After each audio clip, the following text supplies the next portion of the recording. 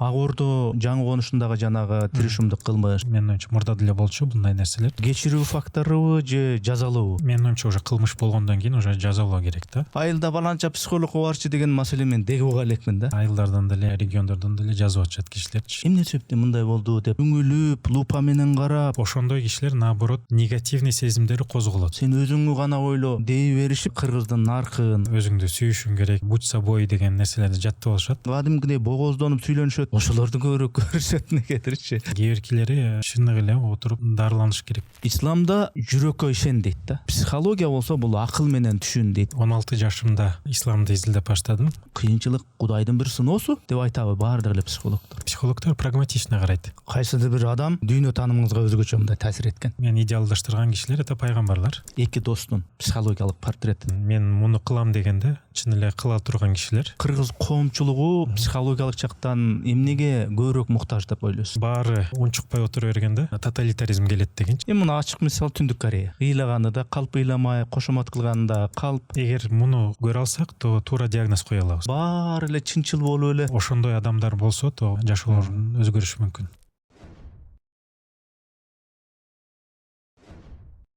Урматтуу катталуучуларым, биз мамлекеттен же бир коммерциялык уюмдардан каржыланбайбыз. Мээнетибизди каржылай колдонуу каалоочулар үчүн эсеп капчыктарды, номерлерди жазып койдук. Урматтуу достор, катталганыңыз, бөлүшкөнүңүз, жакса жакты деп басканыңыз биз үчүн маанилүү.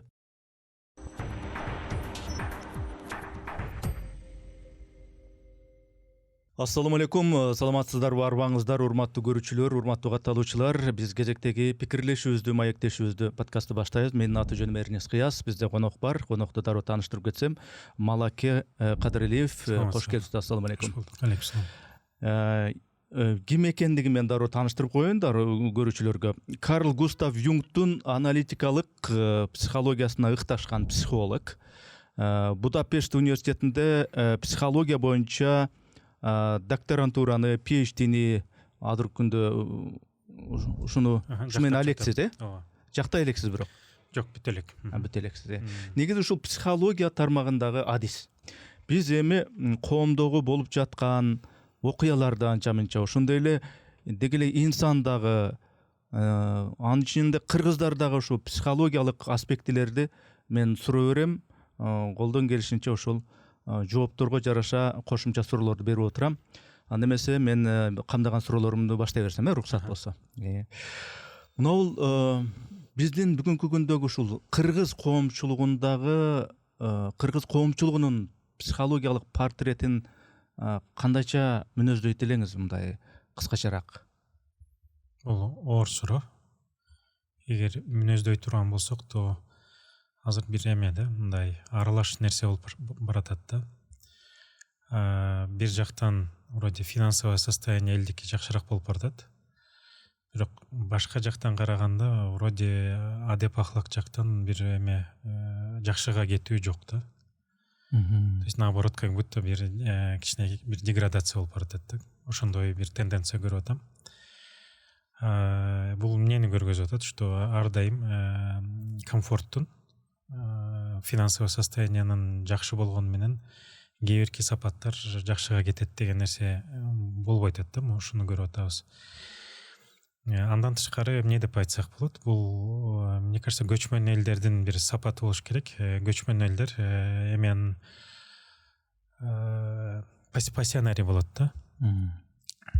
Пассионарий деген эмне эле? Пассионарий деген өзүнүн позициясында настаивать эте алган, кыйынчылыктарга туруштук бере алган, адаптивный, эркин, социальный билимдерде субъект деп айтылган нерсе деп айтсак болот да. То есть социальный билимде эки нерсе көп алынат: субъект жана объект.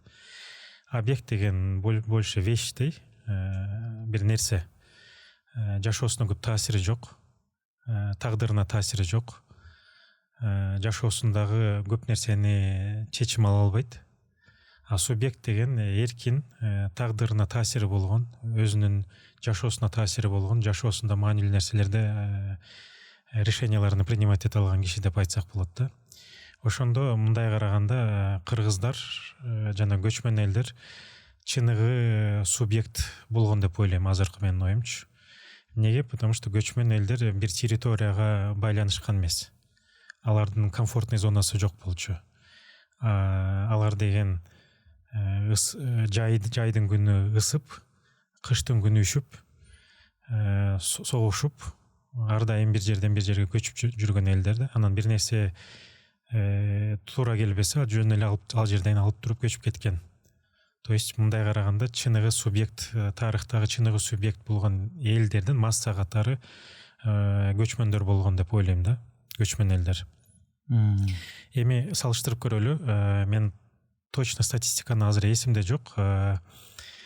Российская империя уже кулайындап калганда мен эмесин, то есть крепостное право жоюла электи. Акыркы эмне статистикаларын караганда вроде 80%тен көбүрөөк болчу крепостнойлордун саны эмеде, Российский империядачы. Крепостной деген мындай караганда кул, кадимкидей эле кул. То есть аны картага отуруп ишчи, сатып ийсе болчу, подарок кылып берсе болчу, өлтүрүп койсо болчу, ар нерсе кылса болчу, бирок эч кандай эмеси жок болчу да, мындай правасы. Бир жерге качып кетсе аны таап алып келишчи. То есть жашоосунда эч кандай чечими болбогон кишилерди только эле иштей алчу, анан өзүнүн ээсине баш ийчи. Ошондой караганда бул уже субъект эмес да. Бул деген объект деп койсок болот. Демек көчмөн элди тигилерге салыштырып атасыздар психология. Ошонун культурный, социально-психологический салыштыруусун кылып атам. Объект на субъект. Гумилевдин айтканы менен, Гумилев знаменитый антрополог, ал айтканы менен ошондой пассионарный элдер болот деп айткан да. Анан ошол кезде менин оюмча биздин элдер ошо чын эле мындай пассионарный, кыйынчылыктарга туруштук бере алган, настойчивый, воинственный, согушка бара алган. Анан мындай айтканда военный демократия болгон элдер деп айтсак болот да. То есть бир ичинде курултай кылып, кандай кылалы деп чечип, анан спокойно согуш баштай алган же согушту бүтүрө алган элдер да, кеңби. Мындай жергиликтүү жашаган, отурукташкан элдерде мындай караганда чын эле субъект деп айта турган элдер это только эмелер болчу, дворяниндер болчу деп айтсак болот. То есть жердин ээлери только субъект болчу. То есть это бул балким 1%. Көчмөн элде мындай массовый бир эл катары чын эле субъект, чын эле пассионарий деп айтсак болот да. Менин оюмча ушул нерсенин кыргыздарга дагы эле таасири бар. То есть все равно бул бир пассионарность бар кыргыздарда. Туруштук берүү, адаптивность, керек болгондо өзү самоорганизация болуп, бир военный демократиянын бир өзгөчөлүктөрү бар да. Бирок барган сайын мен бул сапаттын, бул өзгөчөлүктөрдүн жоголуп баратканын байкап атам да. Ошол кийинки этапка өтөрүңүзгө жакын менде дагы бир суроо, ушуга улай элекчи. Ал көчмөн болбой калганына, жана антип аттарды минип алып туруп бир жерден бир жерге, бир уруудан бир урууга, бир аймактан бир аймакка баягы жоолашкан доордо жашабай калганына көп болду. Андан кийин орус падышачылыгынын доорунда жашады Кыргызстан. Андан кийин советтик кездер болду, 70 жыл бою. Ал баягы көчмөн дух, көчмөн баягы менталитет жоголгудай деле болду да. Анан азыр болсо эгеменбиз деп атабыз. Ошол бүгүнкү күндүн психологиялык портретинде кыргыздардын дагы эле ошол көчмөн дух бар деп ойлойсузбу? Ооба, сөзсүз. Анча көп жыл өткөн жок, менин оюмча. Мындай караганда 100 жыл эле өтүптүр.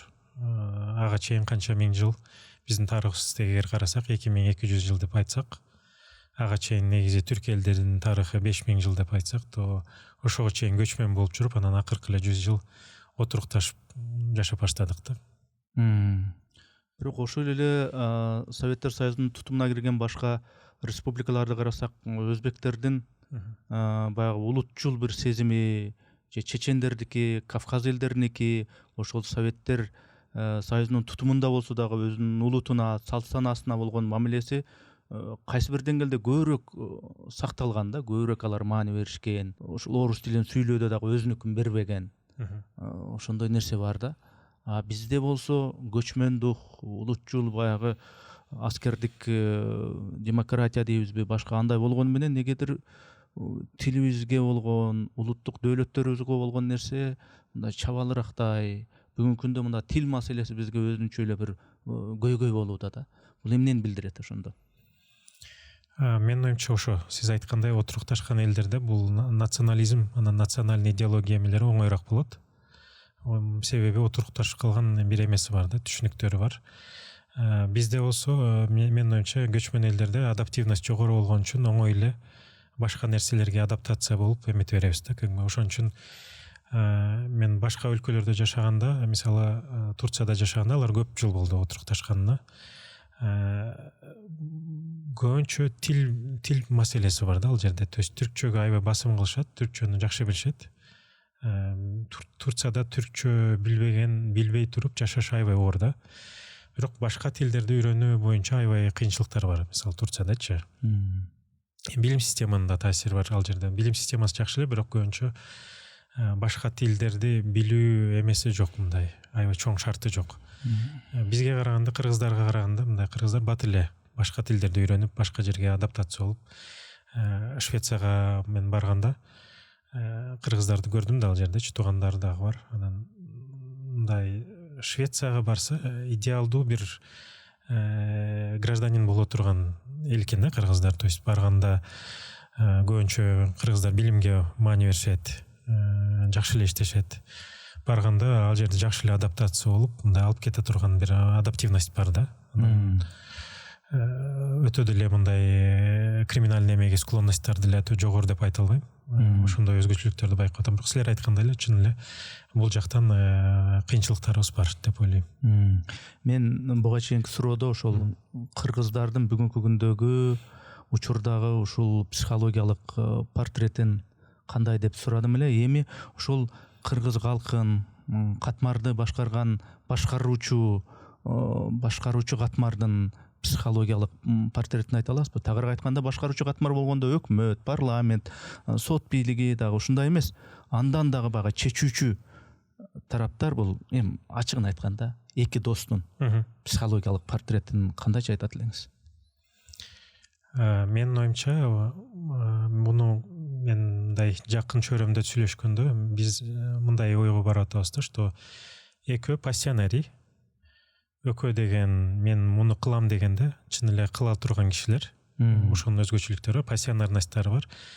Экинчи кишини айтканда мен жеке оюм эме болчу, что экинчи киши кыргыздардагы баатыр профилине подходящий.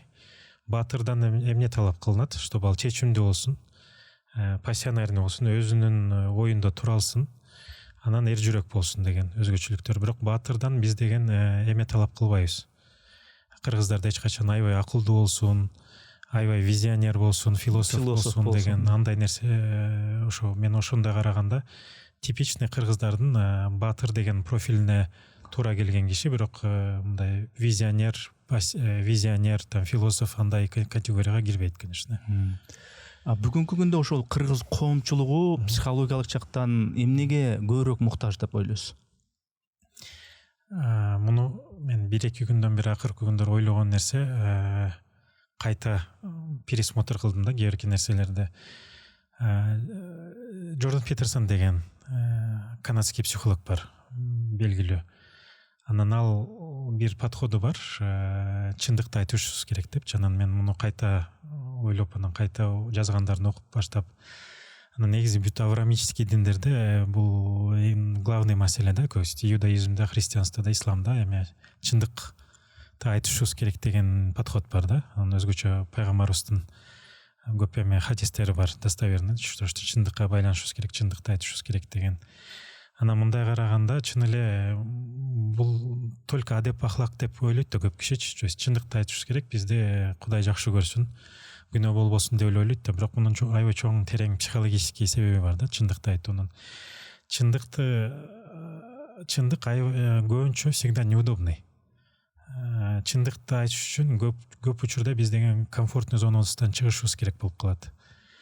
Биз жалган айтканда кыска мөөнөттө утабыз, бирок узак мөөнөттө жеңилип калабыз да.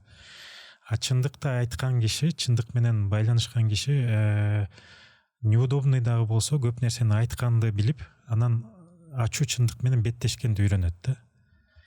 Бул эмне кылат? Бул узак мөөнөттө ал кишини психологически аябай устойчивый, анан күчтүү кылат да. Биз муну карабай эле, биз деген көбүнчө эле адеп ахлак жактан карап эле муну түшүнбөй атабыз да. Биздин коомдо карасаңар, акыркы замандарда мен бизнес темеде караганда, достор менен сүйлөшкөндө, бул тема аябай проблемный тема биздин коомдо. Чындык менен байланышчы. Көп жалган колдонулат. Мен акыркы жылдарда өзүм жашоомо караганда деле мен бул жактан проблемаларым болуп баштаганын көрүп атам да, өзүм жашоомдочу, чындык менен байланыштуу. Анан кайта пересмотр болуп атат азырчы. То есть психологический механизмдер бар биздин, муну психоанализде биз защитный механизмы деп коебуз. Биздин психикабызды коргогон автоматический механизмдер бар. Ичинде көп нерсе бар. Мисалы, эң негизги функциялардан бирөөсү кишинин психикасын это ачуудан качуу. То есть бизге боль, оор тие турган любой нерседен качабыз биз деген. То есть физически дагы, психически дагы ошондой механизмибиз бар, потому что биздин психикабыз эме деп ойлойт.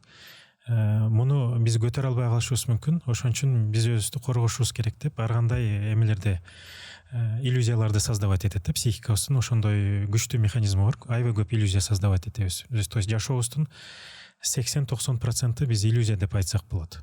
Мен мындай кишилер менен иштеп изилдеп атканда, көбүнчө кишилер иллюзияда жашайт да. Сонун болуп кетет, анан жакшы болуп кетет деген. Антпесе киши балким чындыкты чыдабай калышы мүмкүн.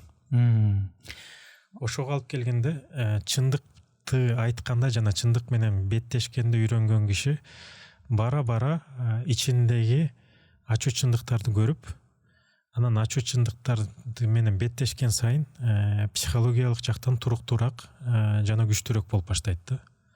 То есть бул принципти колдонгон киши 10 жыл ичинде балким аябай эле туруктуу, аябай эле психологиялык жактан күчтүү бир адам болуп калат деп айтсак болот. Чындык менен түзгөн мамилеси аркылуу.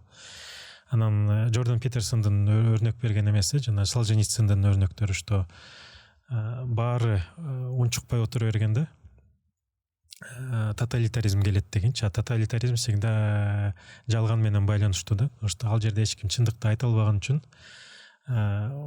правящий класс каалаган нерсени кыла берет да. Муну ачык мисал Түндүк Корея. Ыйлаганы да калп, ыйламай, кошомот кылганы да калп, бир да чындыктын бүдүрү жок. Калп эле көшөкөрлөнүп, ура биз жыргап атабыз демей, ушундай чындыктан качуу дегенде. Ооба, бул эң уч өрнөгү ошо деп айтсак болот. Ошон үчүн бул аябай терең маселе деп ойлойм, чындык менен байланышчы. Анан эмени ушак деген маселе биздин коомдо айылдарда көп эле нерсе да. Мындай кишилер аябай ушактаганды жакшы көрөт. Бирок ал кишилер түшүнбөйт, что ушактап аткан нерселер чынында өзлөрүнө айтып берип атышат да. Муну психологияда, психотерапияда биз эме проекция деп айтабыз. То есть бизде болгон, өзүбүздөгү болгон сапаттарды биз деген башка адамдарда көрө беребиз да. Ошондой бир өзгөчөлүгүбүз бар, биз защитный механизм да. Бул эмне деген бизге иллюзияны берет, что бул ачуу чындыктар бизде эмес, башка адамда деген иллюзияны берет да. То есть мен мисалы аябай көрө албас болсом, бирок мен башканы айтып атсам, ал киши көрө албас десем, ал деген мага иллюзияны берет, что мен эмес, ал киши көрө албас деп менде бир жеңилдөө пайда болот да. Бул бессознательный нерсе. Ошол эле нерселер, то есть биз деген чындык менен байланышып баштаганда, биз деген ошол нерселердин на самом деле биздин ичибизде болгонун көрүп баштайбыз да. Бул деген бизге эмнени берет? Бул деген бизге туура диагноз койгонду билет. Туура диагнозду кое алсак, чын ичибизде биз кандай адам болгонун билсек, то бир нерселерди өзгөртө алабыз. Демек мен суроо бердим, коомчулук, кыргыз коомчулугу азыр психологиялык жактан эмнеге муктаж дегенде, ар бир ушу кыргыз коомчулугунда инсан өзүндөгү чындыкты моюнга алуудан качпашы керек, жалган айтпашы керек, ошону бирөөгө оодора койбошу керек дегенди айтып атасыз да? Ооба, эң башта өзүм бул нерсеге придерживаться этишибиз керек деп ойлойм, карманышыбыз керек. Эгер муну көрө алсак, то туура диагноз кое алабыз. биз туура диагноз кое алсак уже бир чечим балким табышыбыз мүмкүн. Бирок туура диагноз кое албасак, ичибиздеги нерселерди көрө албасак, то кантип алмаштырабыз аларды, эгер аларды көрө албасак. Бул эми идеалда деп ойлойм да, чындыгында кыргыз коомчулугундагы ар бир инсан тим эле баары эле чынчыл болуп эле чынын айтайын койгой деп ошентип калышы мындай кыйын го, негизи. Бул мүмкүн эмес. Бирок эгер ошондой адамдар болсо, то бул принципти колдонгон менен менин оюмча жашоолорун өзгөрүшү мүмкүн. Анан мына бул Ак Ордо жаңы конушундагы жанагы тиришимдик кылмыш, жанагы балыкчыдагы көчөдө кетип аткан жана секелек кыздын аябай жыткычтык менен зордукталышы, ушуга окшогон дагы ушундай бир мындай укканда көргөндө бир каныңды кайнаткан кылмыштар бул коомчулуктагы эмнени билдирет, бул эмне үчүн ушундай болуп атат? Психолог катары айтсаңыз. Бул менин оюмча бир жактан ар дайым болгон көйгөйлөр, менин оюмча мурда деле болчу мындай нерселерчи. Просто азыр соцсеттер менен оңойраак болуп калды. Экинчи нерсе, биринчи нерсе, конечно, бул деген кишинин бала чак кези кандай өттү. Туп-туура эле бала чак кези менен байланышы бар бул нерсенинчи. 90% генетиканын бала чак кези кандай өттү, ошол менен чогулганда Кылмышкерге байланыштуу айтып атасыз да муну? Кылмышкерге байланыштуу. Анан мындай нерселердин көбөйгөнү биринчи очередь ал кылмышкерлердин бала чак кези биринчи фактор. Экинчи фактор, коомдо напряжение көбөйгөн сайын мындай нерселер да көбөйүп баштайт деп айтсак болот да. То есть бизде стресске туруштук берүү бир механизмибиз бар. Мисалы, мен 30% стресске туруктумун деп айтсам болот. Мисалычы өрнөк берип атам. Анан бирок 30% ашканда менин уже психический механизм уже чыдабай баштайт. Мен уже башка нерселерге кылып башташым мүмкүн да. Ошондо ар бир адамдын механизми бар. Там срыв болушу мүмкүн, башка нерсе насилие кылыш мүмкүн. Анан биринчи очередь бул деген биздин бала чак кезибиз менен, бирок коомдогу напряжение көбөйсө, коомдогу туруктуусуздук, эгер коомдо бир маселелер чечилбей атат же коомдо мени бийликтеги кишилер укпай атат деген сезимдер көбөйүп баштаса, то бул кроме того, что биз бала чак кездеги таасирдин тышкары коомдогу напряжение дагы көбөйгөн сайын бул эки эсе көбөйүп кете берет да. Анан определенный лимитибизди өткөндөн кийин уже ошондой нерселер, срывтар, ар кандай нерселер көбөйүп баштайт деп айтсак болот. То есть эки жактан бар. Биринчи бала чак кез, экинчи коомдогу напряжение. Ошол тиришимдик кылмыштардын болтурбоонун, ошону азайтуунун, аны чечүүнүн жолу психологиялык өңүттө кайсы? Бул кечирүү фактору же жазалоо? Эмне менен маселе чечилет? Менин оюмча уже кылмыш болгондон кийин уже жазалоо керек да. Кечирүүчү мындай кыргызда макалдар бар го, баягы таңды өлтүргөндө деген энеңди алып бер деп, ошондой баягы айкөл болуу, мындай кечире билүү деген нерселер кайра мындай акыбалды жеңилдетпейби дейм да эми. Ал жеке өзүнө бир нерсе кылынса, ал киши балким абдан айкөл болушу мүмкүн, балким аябай эме киши болушу мүмкүн, ал кечириш мүмкүн. Бирок коомдук нерселерде андай механизм андай иштебейт да. То есть механизм всегда адилеттүүлүк. Менин оюмча, эгер чоң нерсени, чоң терапевтический метод катары адилеттүүлүк деп айтсак болот, эң терапевтический нерсе. Эгер адилеттүүлүк болсо, то коомдо көп нерсе өзү менен өзү эле чечиле берет. Адилеттүүлүк эмнени шарт кылат, что бир нерсе кылган киши, кылмыш кылган киши ал жазасын алыш керек деген принцип бар да.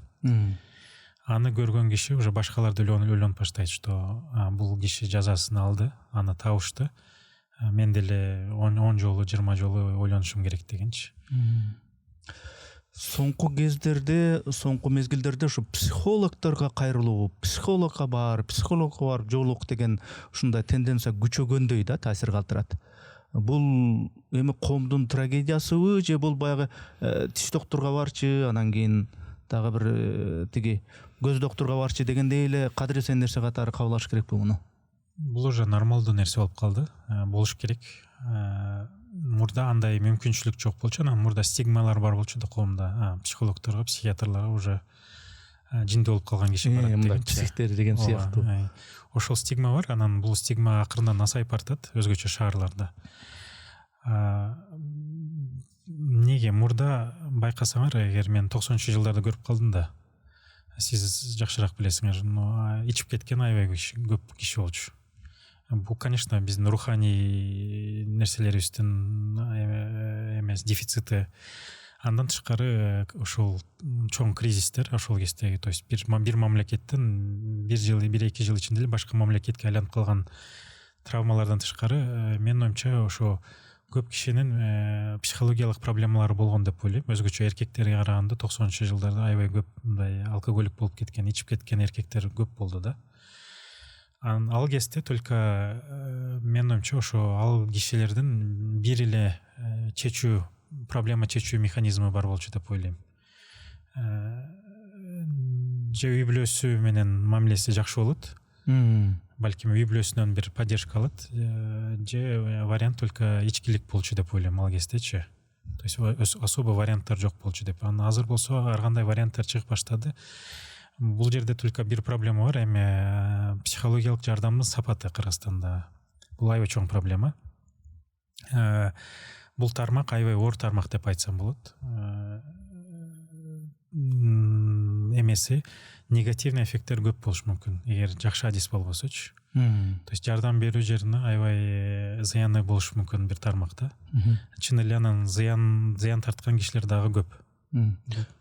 Психологторго кайрылуу маселеси бул ушул көбүнчө ушу шаардыктар алеминин өзү нерсеби дейм да. Мисалы үчүн айылдарда ушу тиги чаекте баланча психологко барып көрүнчү, чаткалда мисалы айылда баланча психологко барчы деген маселе мен деги уга элекмин да. Бул негизи шаарга алеминин өзү нерсе го, Менин оюмча ал жерде айтылбайт, бирок мен азыр өзүмдүн жеке тажрыйбамдан уже айылдардан деле, эмелерден деле, региондордон деле жазып атышат кишилерчи.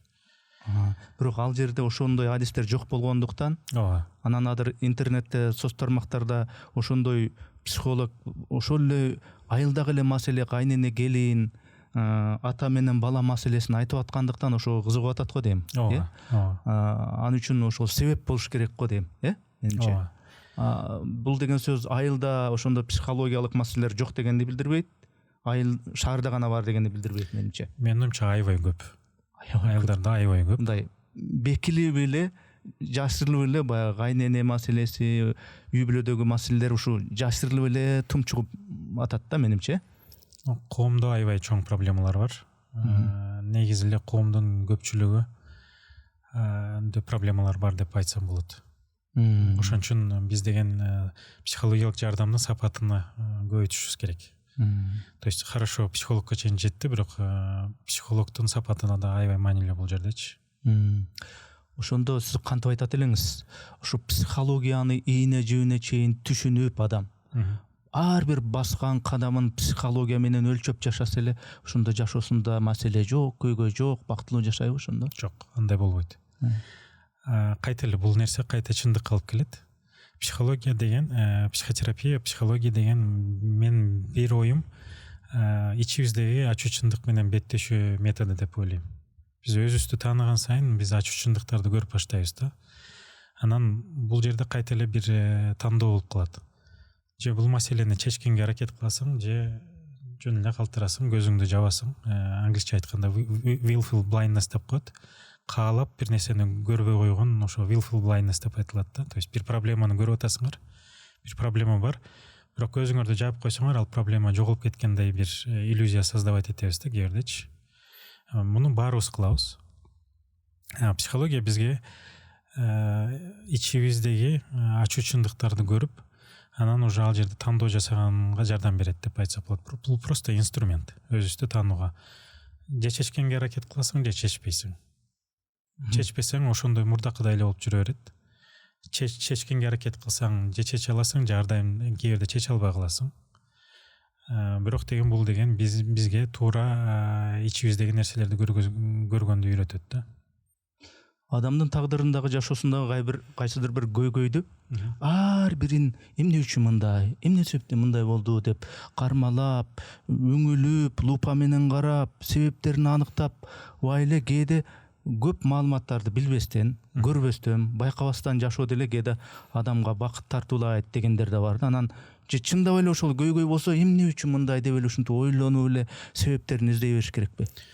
Изилдөөлөр эмени көргөзүп атат. Буну жана саморефлексия деп коебуз го. Өзүбүздүн ичибиздеги жана сиз айткандай лупа менен изилдеп эметкен сайын ошондой кишилер наоборот негативный сезимдери козголот. Бул изилдөөлөр көргөзүп атат да. То есть өтө кишинин өзүнүн ичине кирип, мен жөнүндө эмне ойлоп, эмне деп ойлоп атышат, ичимде эмне болуп атат деген кишилер все-таки бул деген негативный эмоцияларды көбүрөөк козгойт да. Ошон үчүн сиз айткандай эле бул деген көп учурда бир эмеси бар, ценасы бар бул нерсенинчи. Менин оюмча бул деген көп киши муну и так кылбайт. Бул деген определенный, менин оюмча, психотип ошондой нерсеге склонный болгон. Философтордой элечи, алар ой жүгүртүшөт, определенный бир интеллекти бар, бир нерселерди түшүнгөнгө аракет кылат. Менин оюмча бул нерсе деле ошол менен бир психотип менен байланыштуу нерсе да. Определенный кишилер ушундай кылат. Бирок муну билиш керек, мындай кылып аткан кишинин ценасы бар. Бул деген мындай кылып аткан кишинин все-таки негативный сезимдери көбөйөт, депрессивный симптомдор да көбөйөт да. Ошону да билиш керек. Чеги менен ар нерсе чеги. Акыркы кезде ушул психологдор көбөйүп кетти. Кантип үй бүлөдө күйөө менен мамиле жасаш керек бири-бирине, канткенде баланы туура тарбиялаш керек, канткенде көп акча табыш керек, канткене кайненеге ушул тармак психологдор айтып бергендер көбөйдү да. Анан ошол нерсе акыры адамды өзүнүн тагдырындагы, жашоосундагы маселени өзү чечүүдөн качкан, өзү чечпей эле ошол психологдорго барып арманын айтып, ал бирдеме десе, ушундай турбайбы деп түбүндө маселени чечпегенге алып барбайбы? Жакшы адистер и так туп-туура мынтип айтпайт да. Сен мындай кылышың керек, сен мындай, сен аялыңдан ажырашың керек, же күйөөңдөн ажырашың керек деп айтпайт да андай нерселердичи. Ал просто эле бара-бара өзүнө түшүнүү, анан өзү тандоо кылуу механизми да. Бирок мага кишилер жазып атат, что вот мен там келинчегим бир курска барды, там сүт сай курсуна. Андан кийин келип мен ажырашам деп атат. Же жанагы эмелерди жаттап алышат, определенный сөздөрдүчү, там өзүңдү жакшы көрүшүң керек, өзүңдү сүйүшүң керек, анан будь собой деген нерселерди жаттап алышат. Мунун артында аябай чоң философиялык эмелер бар да, ойлор бар. Аларды изилдеп эле эмнеге ушинтип айтылат, бул эмне деген механизм деп эле жөн эле барып эле ошол сөздөрдү жаттап алып эле анан айтып беришет. Бирок артында турган чындыктарды түшүнбөй элечи. Бул модный нерсе болуп калды. Азыр Кыргызстанда мода деп айтсак болот, психологиячы. Баары эле ошо менен алек болуп эле, бирок көбүнчө алардын изилдеген, алек болгон нерселер психология эмес, ал көбүнчө эзотерика. Ошол жана сиз айтып кеткендей, ошо кыргыздарда бул психология деген нерсени кармалап көрүп, жаңы нерсени ар кимиси ар кандай ойноп аткандай болуп атат да, жаңы оюнчукту алып сону уркап аткандай. Анан кеңеш берсе эле, сен кайнатаң менен кайненеңе мынтип чөгүп, мындай ага басынба, сен өзүңү гана ойло, сен тартынба дей беришип, анан баягы кыргыздын наркын, канча кылымдардан бери мындай кыргызды кылып келген бир нарктар жоголуп, мен өзүмдү гана ойлойм, эмне кылып жасагым келсе өзүм билем деп анан жанагындай түз эфирлерге чыгып алып, жанагы соц тармактарда каалагандай болуп баягы чолчоңдоп аткан көрүнүштөр ашыкчабы дейм да, же туура элеби? Ашыкча, аябай ашыкча. Бул нерсе эмнени көргөзөт? Бул нерсе деген көбүнчө нарциссистик сапаттарды көргөзөт да. Нарциссизм деген эмне? Нарциссизм деген негизи өзү жаман нерсе эмес. Нарциссизм деген эмени билдирет? Өзүнө жакшы көрүү. Баарыбызга бир нече керек. Бирок нарциссический проблемалар деген эмне? Нарциссический проблемалар деген мен деген башкалардан маанилүүрөкмүн. Менин оюм башкалардын, башка кишилердин оюндан маанилүүрөөк. Мен өзгөчөмүн. деген проблемалар да. Анан ал кишилердин бир өзгөчөлүгү өзүлөрүнү башкалардан бийик болгонго аракет кылышат, алардан маанилүүрөөк болгонго аракет кылышат башка кишилерден. Анан эмелери дагы эмпатия деп коебуз го, мындай башка кишинин ичинде эмне болуп атат деген деп ойлойбуз го. Мисалы мен башка кишиге жаман таасирим болушу мүмкүн же жакшы таасирим болушу мүмкүн деп, эмпатия деген ошо башка кишинин ичинде эмне болушу мүмкүн, анан ошого сопереживание да. Андай өзгөчөлүктөр андай адамдарда аябай сниженный болот, аябай аз болот. То есть бул деген уже бир психологиялык бир көйгөй да. Анан көбүнчө ошентип эфирлерге чыгып алып ошентип сүйлөгөндөр эмелер бул көбүнчө нарциссистик проблемалары болгон кишилер да. Кээ бирде даже на клиническом уровне да. То есть кээ биркилери чыныгы эле отуруп дарыланыш керек кишилер да, кээ биркилери. Бирок эл деген көпчүлүгү андай проблемаларды, андай диагноздорду билбейт да. Ал диагноздордун симптомдорун билбейт. Эгер билсе, то билмек да, что бул киши нарциссический расстройствосы бар же нарциссический аябай күчтүү склонносттары бар депчи. Ошон үчүн бул тема абдан маанилүү. Соц сеттер нарцисстерге аябай жакшы возможность берди. Потому что нарциссттер ар дайым өзлөрүнү көргөзгүлөрү келет. Чыгып, чоң сүйлөп, өзлөрүнүн машиналарын көргөзүп, кийимдерин көргөзгүсү келишет. Азыр ошондой кызыктай бир каармандар чыкпадыбы? Ага көнүп деле калдык, анан ошолорду негедир көбүрөөк көрүшөт дегендей. Алтындарды тагынып эле бирөөлөр же сөгөт, орусча кыргызча аралаштырып, ошолорду көбүрөөк көрөт. Бири менен кадимгидей богоздонуп сүйлөнүшөт. Ошолорду көбүрөөк көрүшөт негедирчи. Алтындарды кийинип алып эле, алтын кийимдерди кийинип алып ошолорду көрүшөт. Негедир ком ушундайбы же бардык эле замандарда ушундай боло береби? Мындай адаттан сырт нерселерге багы көңүл бурмайчы? Респеке, бул эме. Биринчи бул кишилер мындай чыгып атканын көбүнчөсү балким точно айта албайм, бирок көбүнчөсү оорукчал болуш керек дейм да. То есть булардын серьезный психологический, клинический проблемалары бар да.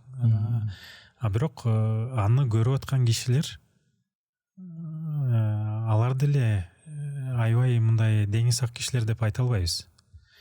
Ошондо эмеге келип атабыз да, что коом всегда инертный болот да. Коом деген оңойго, жалганга, комфортко всегда жакын болот. Мурдагы көчмөн элдерде жашоо шарттары башкача болчу да. То есть алар деген аябай кыйын шарттарда, жагдайда жашашчу. Азыр болсо комфорт бар, акча бар, күлгөнгө, ха-ха кылганга себептер бар деген. Телефон бар.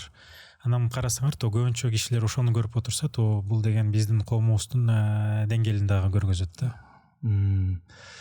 Мен сиздин ушул социалдык тармактагы баракчаларыңызды, Инстаграмдагы баракчаңызды карасам, элге кеңеш берет экенсиз. Таң болуп экенсиз, бирок чечилүү жолдорунун альтернативасын сунуш кылат экенсиз. Мындай деп пункт менен А, Б, В, Г деп өзүнө коет экенсиз чечимдичи. Кеңеш берет экенсиз, түшүндүрүүгө аракет кылат экенсиз. Бирок психолог катары сиз өзүңүздүн маселеңизди өзүңүз түшүнө албаган, өзүңүздүн алдында турган көйгөйдү чече албаган, карайлаган, мындайча айтканда, кокуу эми бул кандай болот деген өзүңүз түшүнө албаган дагы маселелер болобу, же сиз бардык маселенин чечилүү жолдорун өзүңүз билесизби?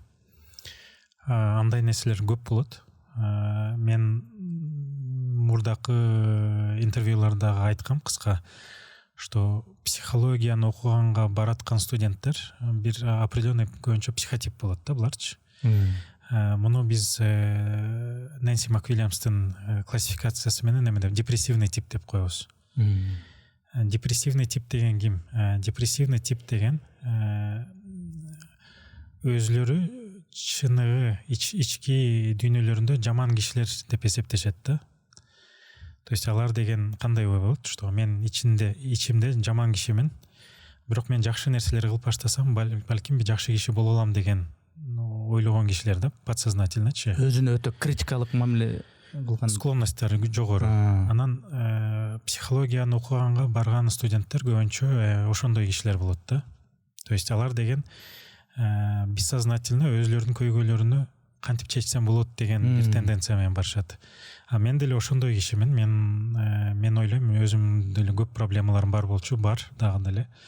Жөн эле ошолорду чечкенге аракет кылып аткан кишимин деп айтсам болот. То есть мен бул тармакты элди куткарам деген биринчи эме эмес. Биринчи мен өзүмө кандай жардам берем деген ниет менен бардым да. Түшүнүктүү. Психологдордун арасында карап турсак, эми кыргыздарга мүнөздүү эмес, башка өлкөлөрдө деги психологдорду карайбыз, интернет аркылуу карайбыз. Өзү үй бүлөсү талкаланган, бирок үй бүлөнү кантип бактылуу керектиги боюнча кеңеш айтышат. Өзү ата-энесине начар мамиле кылышат, бирок ата-энеге кандай жакшы мамиле кылуу керектигин айтышат. Өзү мындай уул кыздарына аябай бир начар мамиле кылышат, бирок уул кыздарга кандай сонун мамиле кылуу керектигин айтышат да. Негизи мындай бул эми мындай моралдык жактан деле, башка жагынан деле мындай кандай болуп калат, ушун туура элеби? Эми бул уже кайта эле бул кишилер уже өзүлөрү клинический дарыланып турган кишилер да. То есть бирок деген кайта эле нарциссизмда эмне проблема бар? Нарциссизмда кишилер өзүлөрүнүн көйгөйлөрүнү көп көрө алышпайт.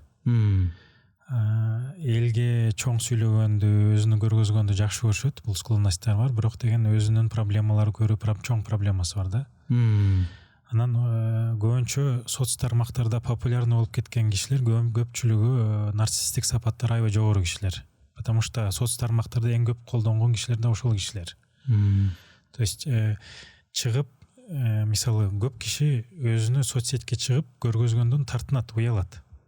Бирок ал кишилерге бул нерсе оңоюраак да, мындай өзүнү көргөзүп, башкалардан лайк алып, там мындай сулуу экенсиң, мындай татынакайсың деген нерселерди сөздөрдү угуп, бул аларга аябай жаккан нерсе болгон үчүн, андай нерселерге аябай муктаж болгон үчүн көбүнчө ошондой нерселер аябай мындай өйдөгө чыгат да.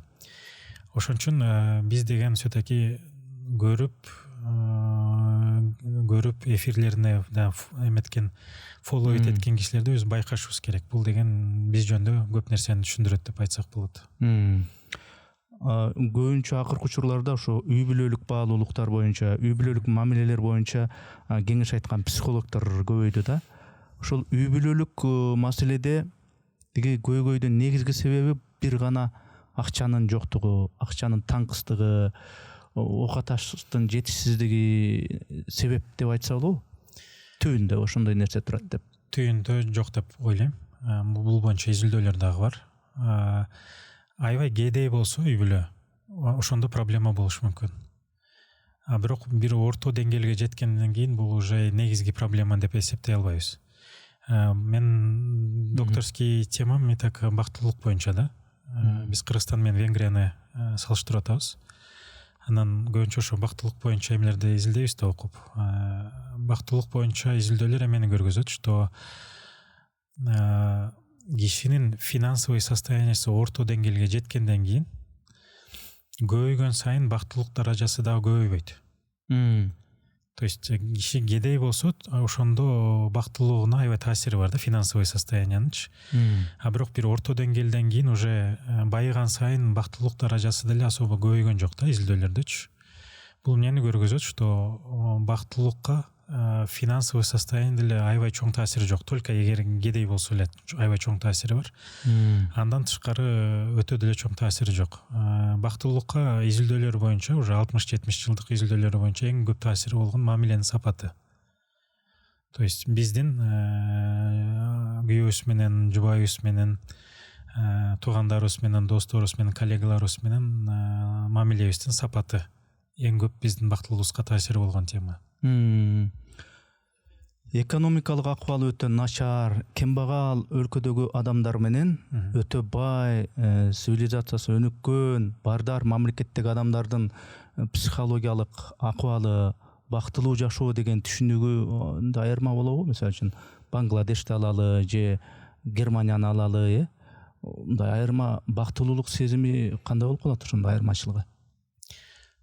Эми көбүнчө жогору бактылуулук даражалары эми Европада, эгер статистика боюнчачы, бирок ал жерде бул бактылуулук опросторго эмелер дагы киргизилет. Там жашоо шарттары, социальный услугалар, ошондой нерселер да киргизилген үчүн только именно мен бактылуумбу, бактылуу эмесмин деген суроолор берилбейт да кеңбе.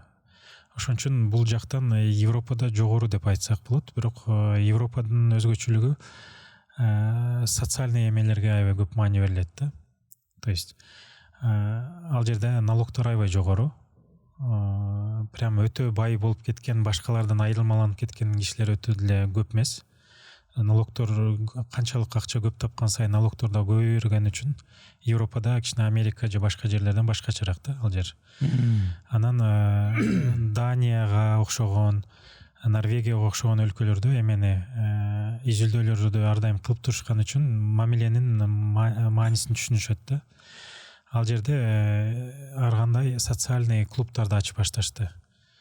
Мисалы, жалгыздык аябай азыр чоң проблема болуп аткан үчүн дүйнөдө чоң пандемия деп айтсак болот. Жалгыздык статистикасы көбөйүп атат. Кишилер мен жалгыз сезип атам деген сезимчи.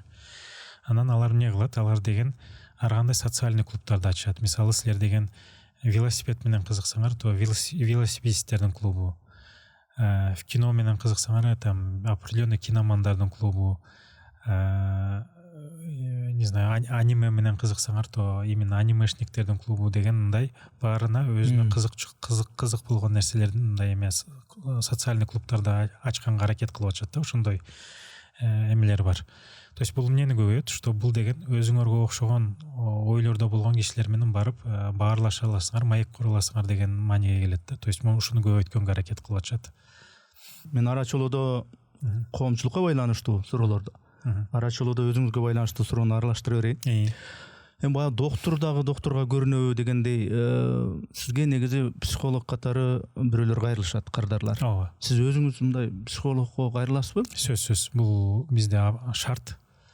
Психотерапевтический школаларга баштагандан кийин өзүңөр канча жыл, бир нече жыл өзүңөр терапиядан өтүшүңөр керек да.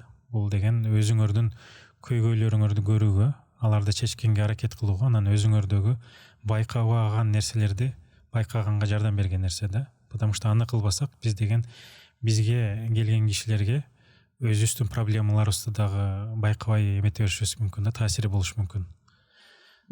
Адам катары сиздин жашооңузда деле кыйынчылыктар болот, кээ бир сыноолор болот. Оор бир мындай жан дүйнө көтөрө алгыстай болгон бир өтө кыйынчылыктар болот. Ошондой учурларда сиз кандай кыласыз? Кандай принциптерди тутунасыз кыйынчылыктарда? Андай нерселер көп эле болуп атат жашоомдо. Эң негизги нерселердин бирөөсү эме бул деген туруктуулукту жоготпоо да, рутинага карманыш керек. Мисалы, аябай чоң кыйынчылык болуп атат, бирок рутинаңар эмне? Рутинаңар эртең менен туруп жумушка баруу. Андан кийин балким кээ бир жакындар менен жолугуу, достор менен жолугуу, спорт кылып атсаңар, спорт менен алек болуу. То есть көбүнчө эмне кылып келип атсаңар, ошол рутинаны уланталуу маанилүү да, ошондой кырдаалдардачы. Потому что ошол рутина аябай чоң жардам берет. Что өзүңөр менен өзүңөр калсаңар, то биз сиз менен жана сүйлөшүп кеткенде кайта эле киши өзүнүн ойлору менен кечке жалгыз отура берип, проблемасы козголуп баштайт да. Мен мисалы азыр чоң көйгөйүм болуп атат, анан мен отуруп алып жумушка барбай эле үйдө отура берсем, мен көйгөйүм асайбай эле көбөйө берет. Потому что мен аны кечке ойлоп отура берем. Ошон үчүн ошол рутинага кармануу маанилүү. Күндө эмне кылып атабыз, ошону улантуу. Анан өтө татаал болуп атса, уже жардам алуу керек да. То есть терапияга баруу. Менин оюмча бул жерде дагы өзгөчө белгилеп кетишибиз керек эми антидепрессанттардын маанисини. То что кээ бирде биз генетический склонностьтарыбыз бар. Эмеге, депрессияга, мисалы, тукумубузда бар болсо, депрессияда болгон кишилер, то это означает, что бизде ыктымал көбүрөөк башкаларга караганда.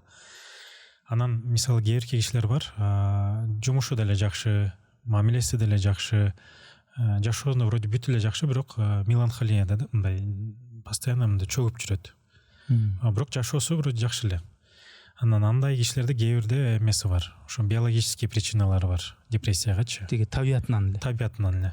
Анан андай ситуацияда уже медицинский уже дарыланыш керек да. Анан кээ бирки кишилерге аябай чоң жардамы болот ошондой нерсенин. Кайсы китеп же кайсы фильм же болбосо кайсыдыр бир адам туугандарданбы же достордонбу сиздин дүйнө таанымыңызга өзгөчө мындай таасир эткен? Андай кишилер көп го дейм. Эң көп таасир болгон, мен мурда деле айтып келгем, мен кээ бирки нерселерди изилдейм, бирок аларды сөзсүз жашайм деп айта албайм. Мисалы, эң көп мен идеалдаштырган кишилер это пайгамбарлар. Эң идеалдаштырган, эң идеалдуу кишилер, эң күчтүү кишилер менин оюмча, мен изилдеген боюнча, но бул мен изилдөм, теологический изилдөм деп койсок болот. Это пайгамбарлар деп ойлойм. Өзгөчө акыркы пайгамбарыбыз. Андан тышкары ушу психотерапиядагы маанилүү кишилер это мага таасир болгон Ирвин Ялом, Юнг. Так, кимди айтсак болот? Питерсонды мен мындай сложный мамилем бар деп ойлойм, бирок аябай эле акыркы заманда маанилүү мыслитель деп ойлоп атам Джордан Питерсонду. Теология тармагында, наверное, акыркы мен аябай в какой-то мере шокировать эткен киши бул Гейдар Джамаль деп ойлойм. Уктуңар билип оккан. Раматылык. Китеп, фильм жагынан кайсыга басым жасайсыз? Анткени ушул психологдун оозунан эмне чыкса, ошол китепти окугусу келишет. Кайсы китепти окуса, кайсы фильмди көрөр экен деп ошону көргүсү келишет. Кайсы фильм сизге өзгөчө таасир калтырган, кайсы китеп өзгөчө таасир калтырган? Китептер боюнча мен эмени сунуштайм, все-таки Ирвин Яломдун романдары бар.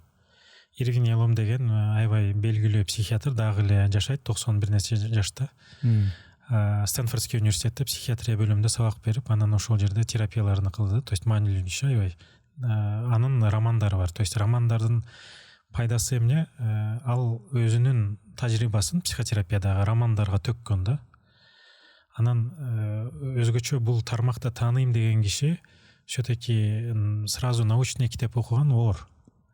Анан ошон үчүн мен деген все-таки Ирвин Яломдун романдарын окуп көрсө, то психология тармагына жакшыраак таанууга жардам берет деп. Анан реалдуу таануганга жардам берет деп ойлойм. Өзгөчө баштап аткандар үчүн. Юнг бул деген уже кичине специфический тема, аны түшүнүш оор. Аябай специфический тили бар, специфический подходу бар, ошон үчүн Юнгтан баштоону мен сунуштабайм. Ал уже определенный возраст, антропология менен кызыккандар, психотерапия менен серьезно кызыккандар кишилер үчүн. Фильмде акыркы эмеде ойлогон все-таки Матрицанын биринчи части. Бул аябай исторический фильм деп ойлойм. Биздин реальность менен байланышыбызды жакшы көргөзгөн фильм деп ойлойм Матрица. Анан акыркы фильмдерден ошо мен улам кайталап көргөн это Good Will Hunting деген фильм бар. Ал орусча Умница Will Hunting деген Робин Уильямс снимать эткен. Ошол жакшы фильм деп ойлойм. Бир күндө, бир эле күнгө дүйнө жүзүндөгү кайсыдыр бир адамдын акылын колдоно туруу мүмкүнчүлүгү болсо, кайсы адамдын акылын колдонот элеңиз өзүңүзгө? Мага только бир эле адам оюма келип атат, это пайгамбарыбыз. Мен акырын баягы көртирлик, коом, саясатчылар, жеке өзүңүздүн баягы тагдырыңызды сурап келип, анан аягында баары бир ислам менен психологияны боюнча баары бир суроолорду берем дегем да. Анан бере баштайын демичи. Анткени ислам, психология өңүтүндө мындай контрасттуу бир карама каршылыктар да бар, түшүнбөстүктөр да бар. Эми сурасам, буга чейин мен баамга караганда сиз ошо пайгамбарлардын басып өткөн жолуна тан берем, ошого таң калам дедиңиз да. Эми ачык сураганга уруксат этиңиз, сиз өзүңүздү кайсы диндемин деп эсептейсиз? Мусулмансызбы? Кудайга ишенесизби? Ооба, мусулманмын, Кудайга ишенем, бирок жаман практикмин деп ойлойм. То есть жаман мусулманмын деп мен сабак берем да университетте, анан студенттериме да ар дайым айтам, мен мындай жаман мусулманмын деп айтам да өзүмдүчү. Ошо жаман практикмин деп айтам. Мындайча айтканда идеалдуу мусулманмын деп эсептебейт экенсиз, бирок кемчилиги бар, бир кемтиктүүдө мындай мусулманмын деп. Эми бул эми баягы өзүнө өзү сын көз менен караган менче жакшы эле сапат деп ойлойм. Эми ислам боюнча. Исламда мындай жүрөккө ишен дейт да. Жүрөгүңө ишен дейт. Психология болсо бул акыл менен түшүн дейт да. Ошо сизге бул кайсыңыз ошондо туура? Экөө тең. Мен 16 жашымда исламды изилдеп баштадым. Ал кезде, конечно, больше жүрөк деп ойлойм. Андан кийин жакында болду, алыста болду, ар кандай нерселер болду жашоомдо.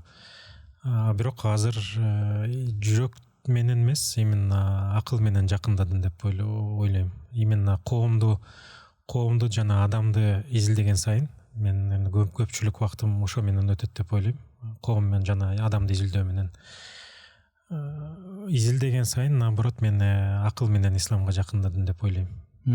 Анда эмне үчүн ушу мусулмандарда көбүнчө мен угуп калам да, мындай акылыңа хидаят берсин дебейт да, жүрөгүңө хидаят берсин дейт да. Анан акылга салса кээде ар нерсени сурап иликтеп, ар кайсы алымдардын, окумуштуу профессор мындай светтик адистеринде айтканын иликтей берип, мындай баш аягын таппай калабы дейм да. Мындай жүрөккө көбүрөөк басым жасаш керекпи деп ойлойм да. Менин оюмча бул 12-чи кылымдын таасири бар го дейм бул жердечи. 12-чи кылымдан баштап мусулман дүйнөсү билимден алыстаган сайын ошо 12-чи кылымда баштаса ошо азыркыга чейин деле улантып келатат деп ойлойм да. То есть 12-чи кылымда ар кандай шарттардан себеп болуп, эмне болду эле ал кезде греческий философтордун китептери арабчага которулуп, анан көп греческий философияны придерживаться эткен кишилер чыгып, Ибн Синага окшогон, Фарабиге окшогон. Анан алар динди жана Куранды именно эллинистический философия менен түшүнгөнгө аракет кылышты да. Бул проблемаларга алып келди да, как бы. И ошол кездеги ошо билесиңер Имам Газалинин подходу буга туруштук берүүсү. Бул боюнча жакшы китеп бар, Ахмед Куру деген Сан-Диего университетинде профессор бар. Кембридж престе англисче жакшы китеп чыгарды, скоро да кыргызчага которулуп атат. Ал өзү мусулман, практикующий мусулман, кыйын академик деп айтсак болот. Ал статистический дагы изилдөө кылды, источниктерди жакшылап изилдеп чыкты, ошо китеп чыгарды. Наверное, ошого чейин жазылган балким эң маанилүү китеп болушу мүмкүн. Именно эмнеге мусулмандар артта калды депчи, именно технология боюнча, билим боюнча, развитие боюнча. Анан ал 3 нерсени айтат. Имам Газалинин подходу, ошол жерде греческий философия которулуп, жаман таасири болуп баштаганы именно мусулмандардын түшүнүктөрүнө. Ошого туруштук бергенин бир себеби Имам Газалинин туруштук берүүсү. Бирөөсү монголдор келип Багдадты жагып эметип кеткени таасири. Анан үчүнчү себеп крестоносский подходдор, крестоносский эмелер, согуштар. Анан дагы бир нерсе айтат, это 12-чи кылымдан баштап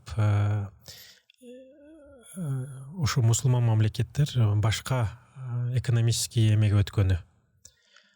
Тепкичке. То есть эмне кылып башташты? Алар деген госслужбада иштеген, мамлекетте иштеген кишилерге айлык бере албаганда ошол жердеги жерлерди берип башташты. Бул деген именно военный аристократиядагы кишилерге бара-бара айлык бере албаганда жерлерди берип баштаптыр. Анандан кийин независимый алымдардын санын асайганы, то есть экономический жагдай алмашкан сайын мамлекетке иштеген религиозный деятельдердин көбөйгөнү. То есть мурда алымдар эмне болчу эле ал кезде? Независимый болчу. Мисалы, имам Абу Ханифа аябай успешный эме болчу, торговец болчу. Анан ал деген эч кимден акча алчу эмес, ал өзүнүн жумушун кылып эле, анан даже окуучуларына стипендия берип эле, ошентип анан көпчүлүк алымдар ошондо бир статистика берет Ахмед Кур китебинде. 71 нече процент независимый болчу экен 11-чи кылымга чейин. То есть алар өзүнүн акчасын өзү табып же бай кишилер аларга жардам берип ошентип мындай независимый ойлор менен каалаган нерсени айтып, кээ бирде мамлекет башчыларына каршы келип, потому что независимый ойлонушчу. А бирок 12 кылымдан баштап ал независимый класс алымдардын, мыслительдердин мамлекеттин госслужащий болуп башташат. Ошондой болгон сайын уже интеллектуальный развитие дагы артка кетип баштайт. То есть уже независимый эме торговля асайып, мамлекетке иштеген кишилердин саны көбөйүп баштап, ошондой себептерди айтат да. Менин оюмча ошол 12 кылымдын таасири бар болуш керек деп, ошол кезде именно акылдан алысташ керек деген түшүнүк өнүгүп, биз деген больше акылга эмес, жүрөккө, бирок жүрөк деле аябай маанилүү. Демек балансташ керек. Балансташ керек деп ойлойм. Дагы эле ушул ислам өңүтүндө суроо. Мындан аркы суроолордун көбү ислам өңүтүндө болот. Адамдын тагдырында өтө бир кайгылуу бир учурлар болот, депрессияга түшкөн учурлар болот. Ушул депрессияны психология айтат, ошонун себептерин карап көрүш керек дейт да. Ооба. Эмне себептен ошол болду депрессия депчи. А исламда ошол депрессия адамга келген бир сыноо катары кабыл алыш керек дейт да. Ошонун кандайча ушунун айырмасын ажыратып же бириктирип айтып бересиз? Бул ажырабайт го дейм, потому что депрессияда бул деген отчасти ой жүгүртүү менен байланыштуу да. Киши көйгөйлөрүнө кандай көз менен карайт. Сиз айткандай терең мусулманчылыкта болгон киши, то есть терең бул Кудайдан келип атат, Кудайдын суноосу деген менин көз караш менен караган киши все-таки бул нерселерди башкача карайт, башкача кабыл алат. Жо, негизи психология илиминде өзү Кудай деп кошо айтылабы? Кудай айтылбайт да. Ал жерде андай нерсе маанилүү эмес. Бул ал жерде биз деген көз карашыбыз эле маанилүү да. То есть биз бул нерсеге кандай карап атабыз? Негативный ойлор көппү, позитивный ойлор көппү деген нерселерге карайлайт да. Анан киши мисалы башына көйгөй келгенде бүттү, мен бул нерседен чыга албайм деп ойлогондо, бул деген депрессивный нерселерге түрткү болот да. Жок, киши бул Кудайдан келип атат, бул Кудайдын суноосу деп караса, бул уже деген эме эмес да. Бул жерде мен муну чыдашым керек, Кудайдан келип атат деп башкача көз менен караганда, уже бул деген жашоосу деле башкача болот деген мааниге келет да. Бул Кудайга ишенген, пайгамбарларды сыйлаган, тан берген малакенин эле пикириби? Башка психологдор буга кандай ушул Кудайды кошпой эле өзүң ошол тиричилик, бул жашоонун себептерин иликтеп туруп анан чеч ошо депрессияңды деп айтабы? Же башка психологдор деле бул кыйынчылык Кудайдын бир сыноосу, көтөр муну, бул сага деген сыноо деп айтабы баардык эле психологдор? Бул ар кимдики ар кандай. Бул кайта эле айтып аткандай, психологдор прагматично карайт.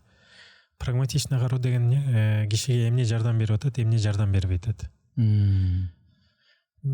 Кишиге эгер Кудайга таяндым, Кудайдын суноосу деп көз караш жардам берип атса, бул значит жакшы нерсе. Эффект берип аткан болсо. Эффект берип атат деген нерсе да. Ошон үчүн ошол прагматический көз менен карайт. Анан мындай көз караштын терең мындай ишенген кишилерге чоң пайдасы бар. Муну изилдөөлөр да көргөзүп атат, что все-таки диндар кишилер депрессивный симптомдору кээ бирки изилдөөлөрдө эмени көргөзөт, что асыраак депчи, диндар болбогон адамдарга караганда. Бул эмнеге? Бир таяныч эмелери бар алардын. Анан Малаке мырза, мына китептерди карасаңыз, көбүнчө сиз баягы көз сыдырып карап койдуңуз баягы келгенде. Көбүнчө исламий китептер. Анан мен мындан сырткары ушул интернетте, ютубта диний котормолор да жасап жүрөм.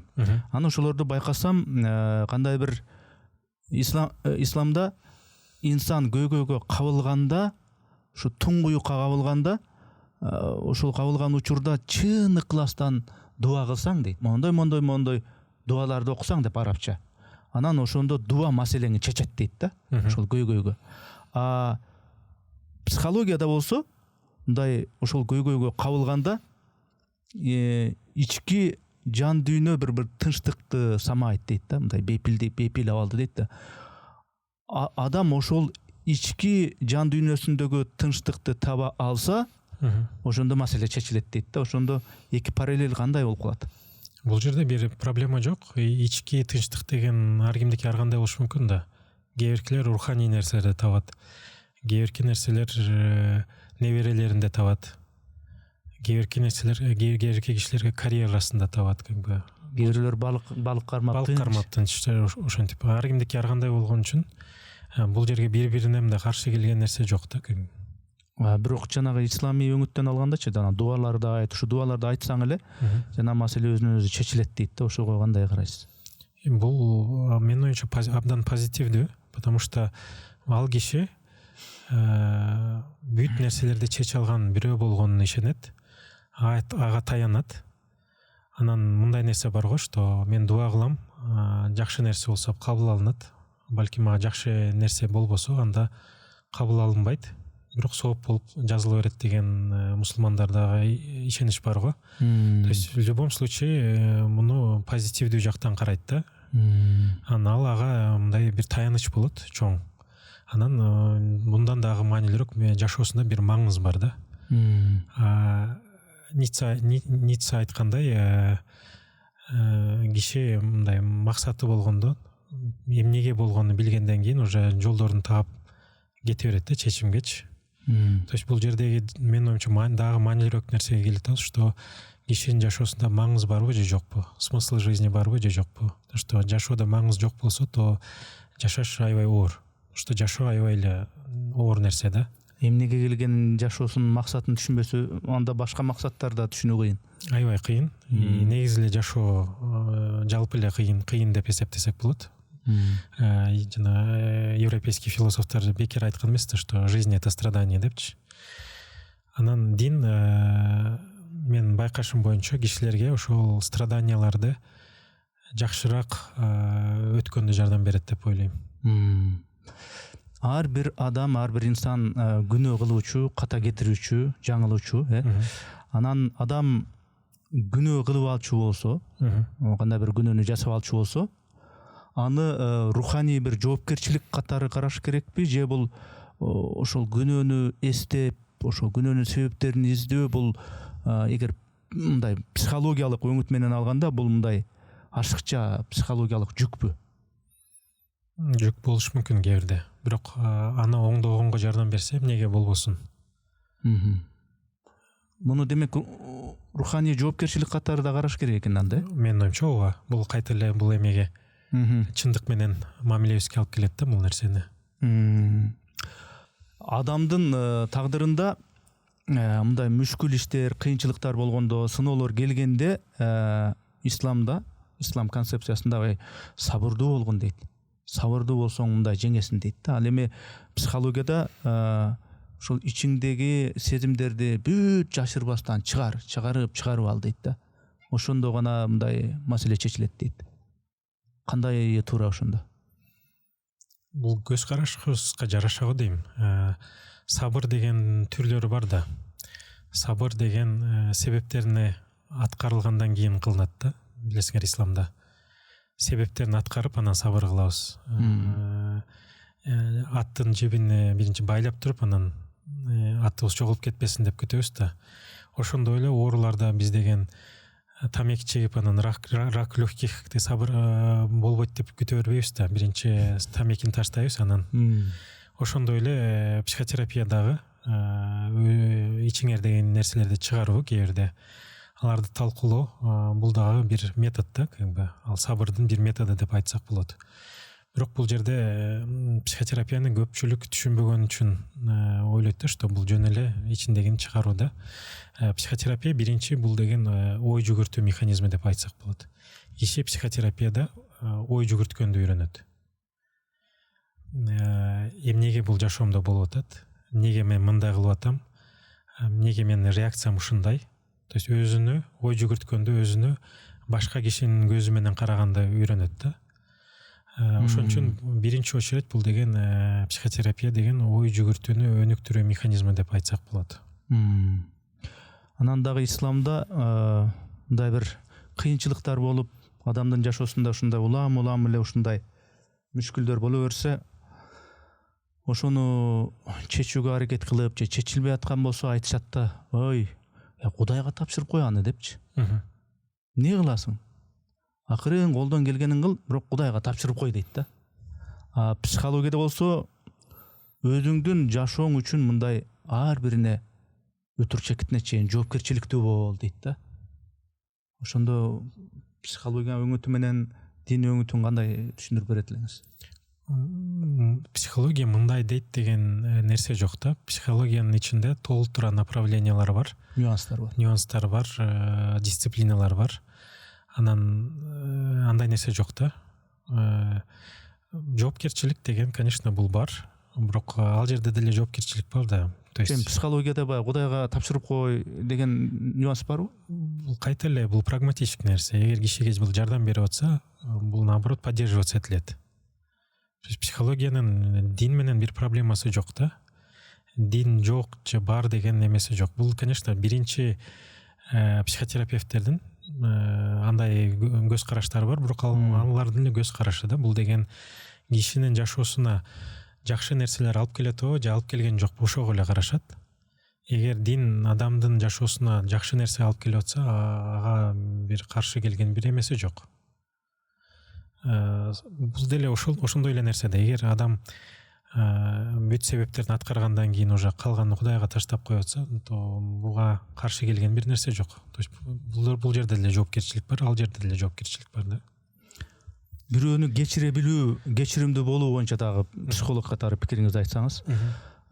Бирөөнү өтө жанды ооруткан бир нерсени жасап коюп, анан кийин ошол жанды ооруткан кишини балким бирөөнү өлтүрүп коёттур, бирөөгө өтө катуу залал кылып коёттур. Ошону кечире билүү дейт. Бул ошол адамдын ыйманынын деңгээлинин көрсөтөт дейт да.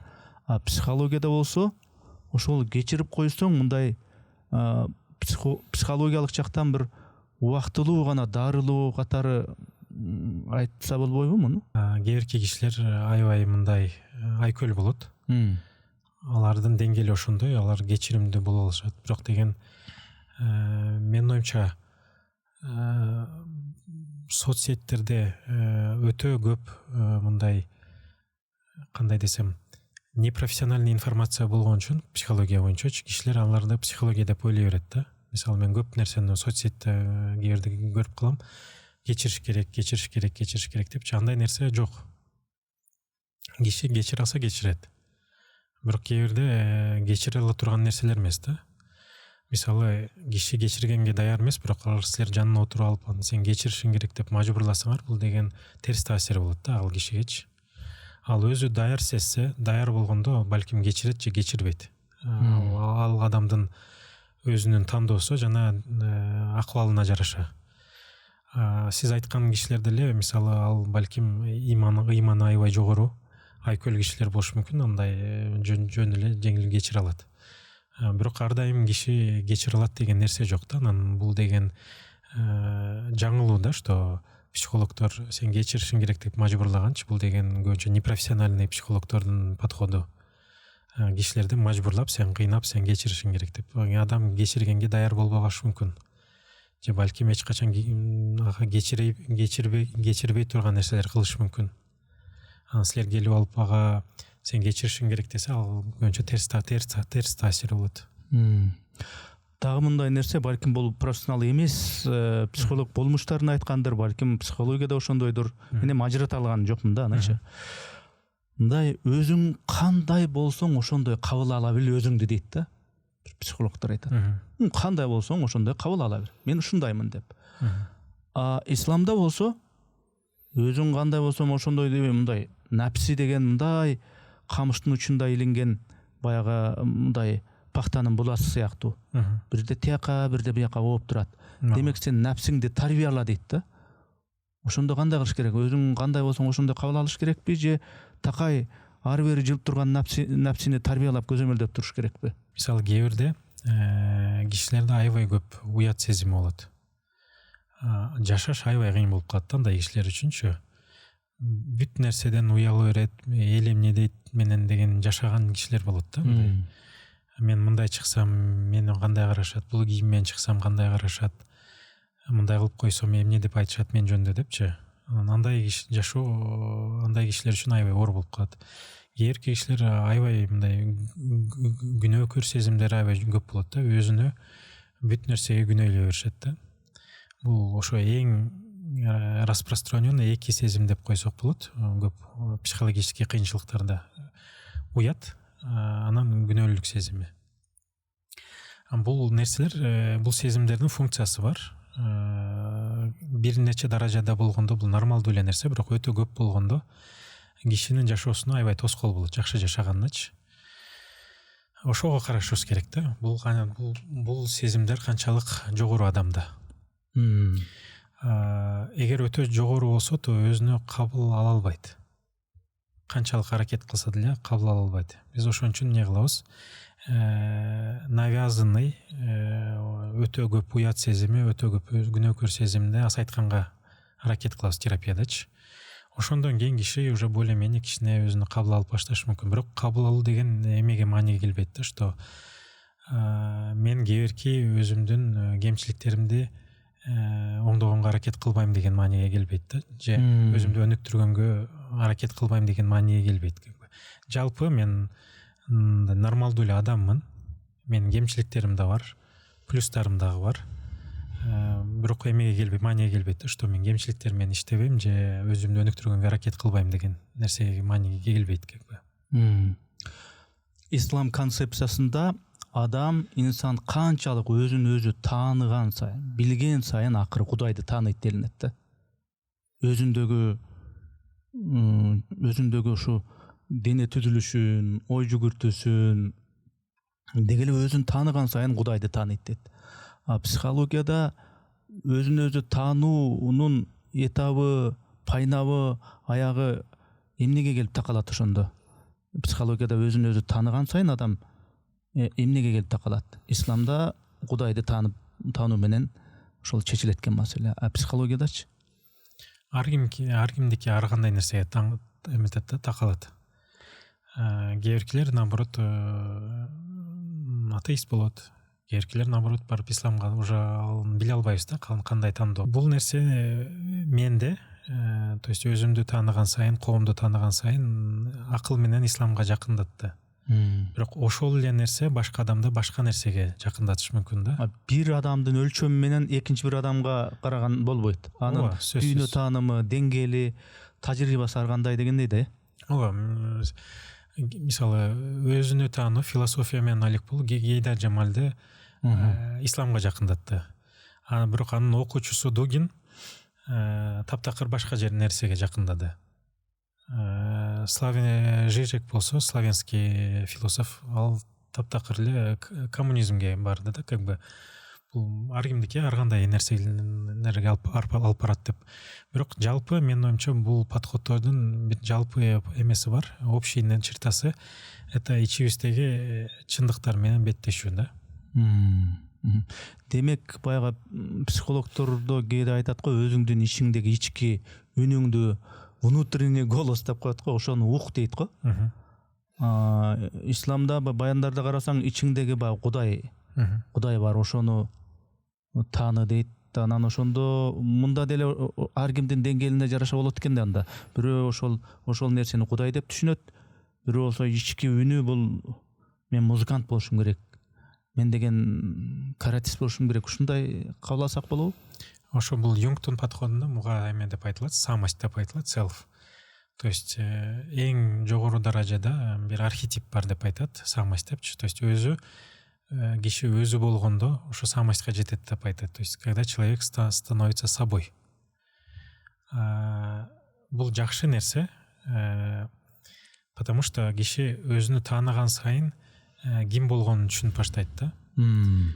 Мисалы кээбирки кишилер бар, жашоо боюнча бирөөлөрдүн күтүүсү менен жашайт да. То есть менин ата энем менден мындай нерсе күтүп атат, же коом менден мындай нерсе күтүп атат, мен ошондой болушум керек депчи. Бирок ал кишилердин проблемасы кээбирде алар өзү боло албай калат. Кээбирки кишилер өзүнү тааныган сайын, мен бул экенмин.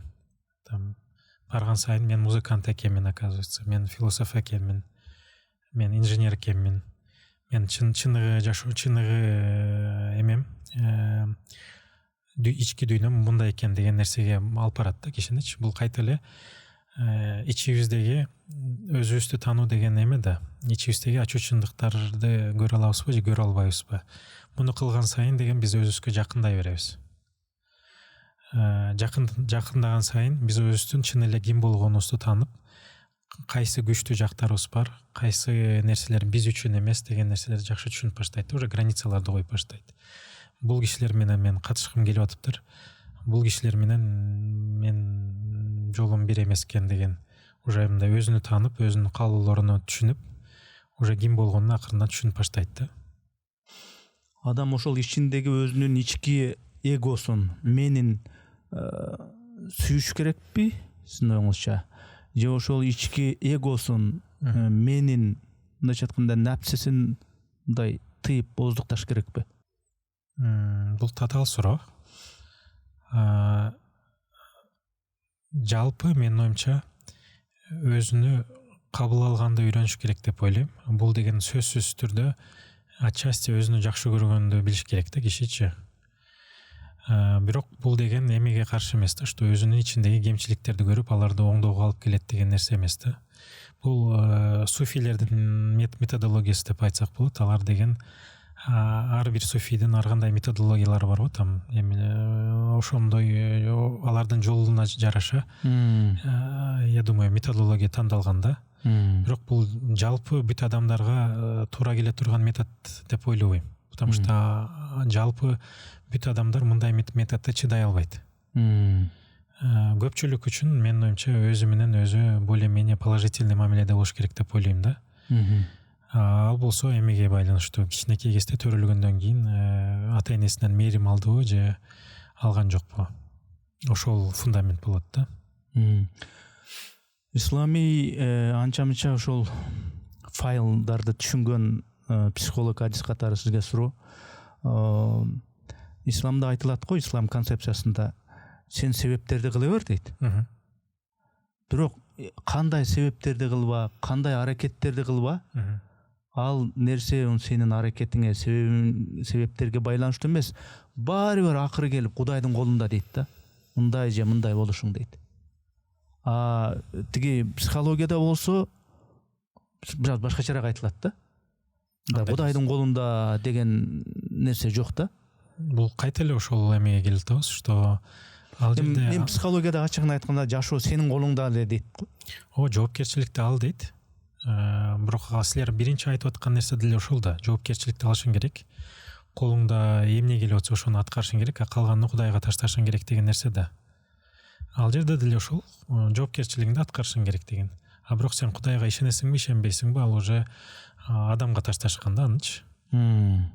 То есть бул мындай нерсе жок, что сен Кудайга эмес, Кудайга кабыл албашың керек, же Кудайга таянбашың керек деген нерсе жок.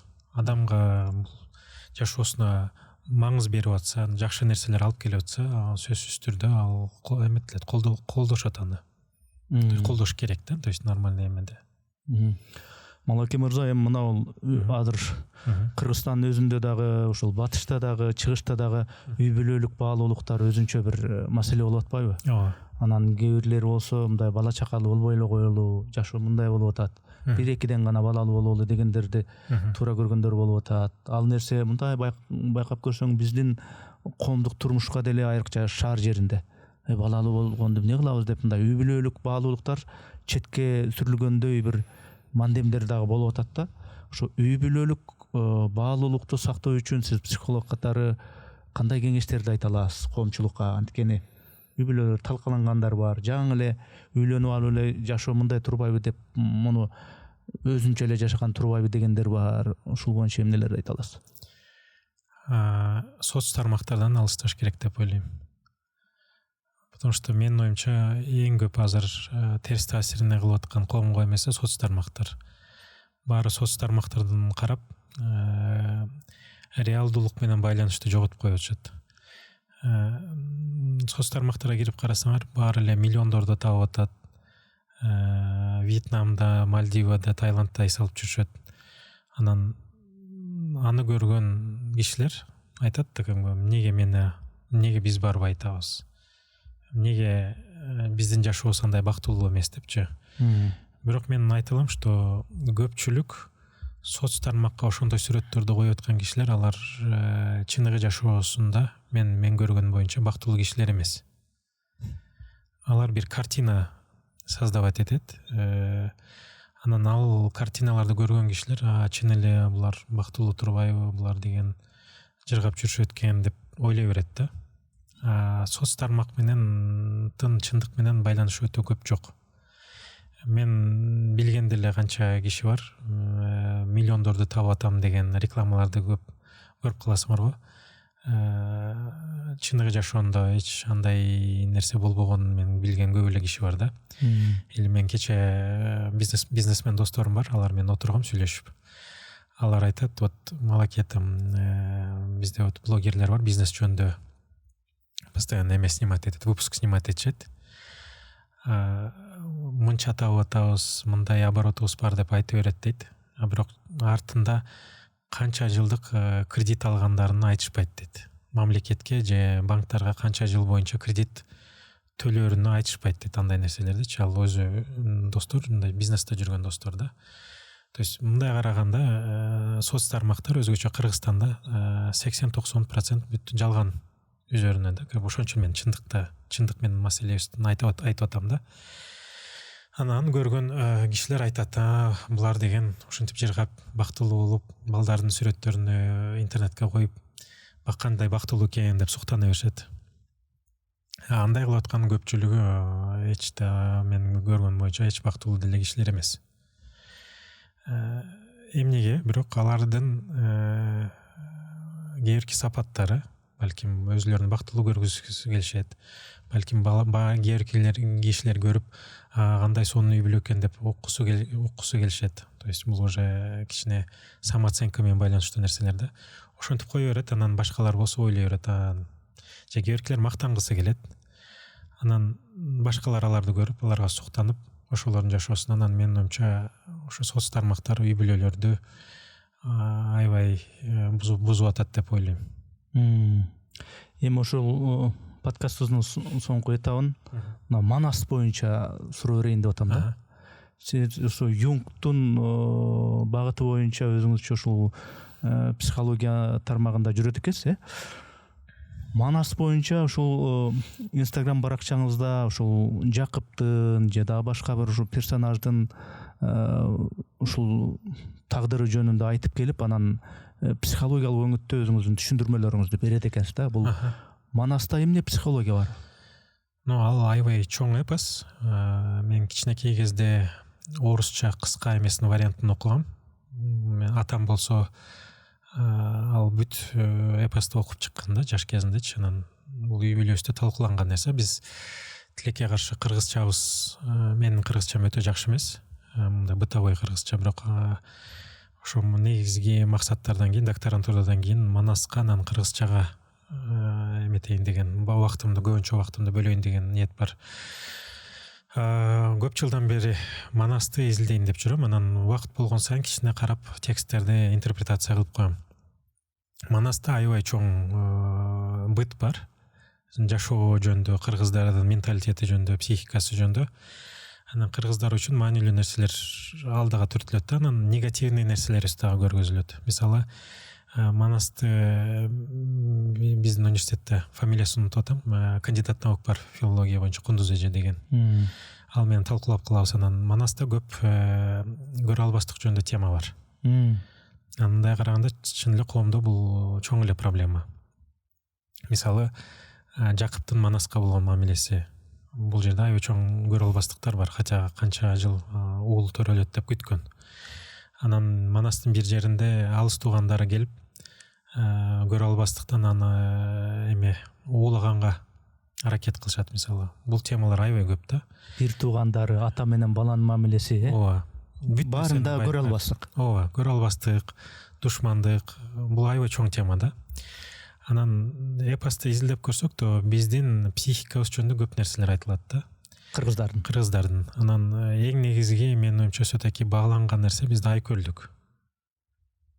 Ошон үчүн главный героюбуз бизде типичный жакшы кыргыздын эмелери, сапаттарын ташыйт да.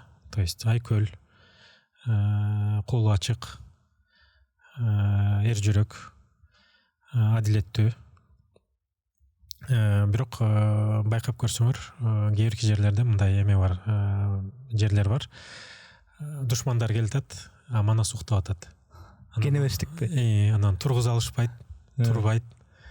Бул ошо менин оюмча биздин көчмөн элдердин кээ сапаттары дагы бар да, то есть кыргыздардын дагы сапаттары, что душман келатат, мана суктап жатат, анан тургузганга аракет кылып атат, турбайт деген мындай жерлер дагы бар да. То есть и ошол жерден көп биздин өзгөчөлүктөрүбүздү дагы байкасак болот.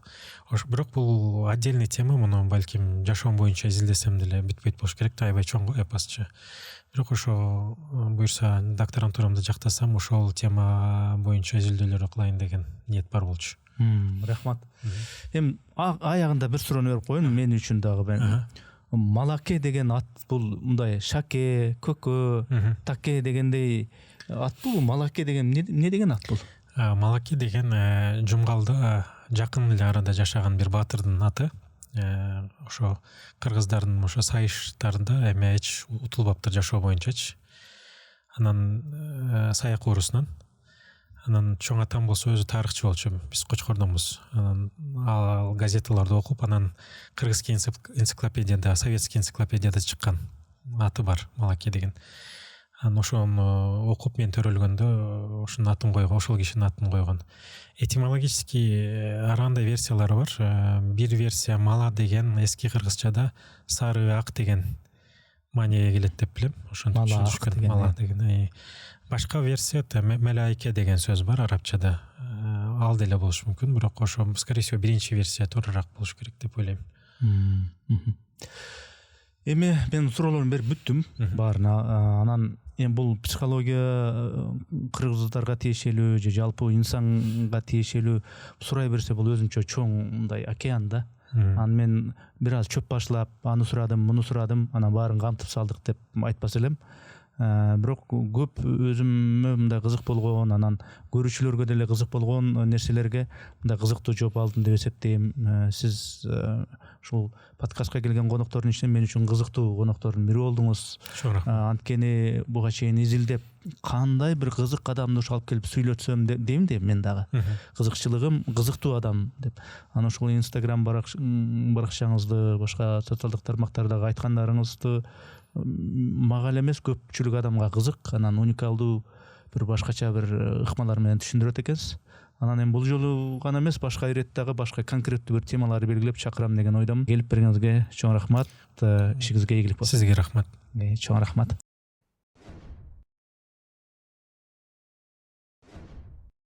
Урматтуу катталуучуларым, биз мамлекеттен же бир коммерциялык уюмдардан каржыланбайбыз. Мээнетибизди каржылай колдонуу каалоочулар үчүн эсеп капчыктарды, номерлерди жазып койдук.